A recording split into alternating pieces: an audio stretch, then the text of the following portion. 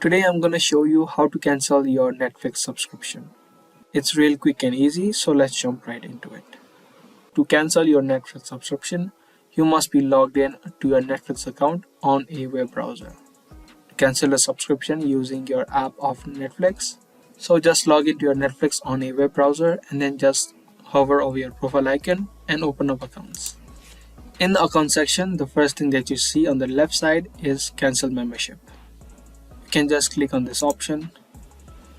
Now once you cancel your subscription or your membership won't be immediately removed. You can still watch Netflix until 1 month has been completed.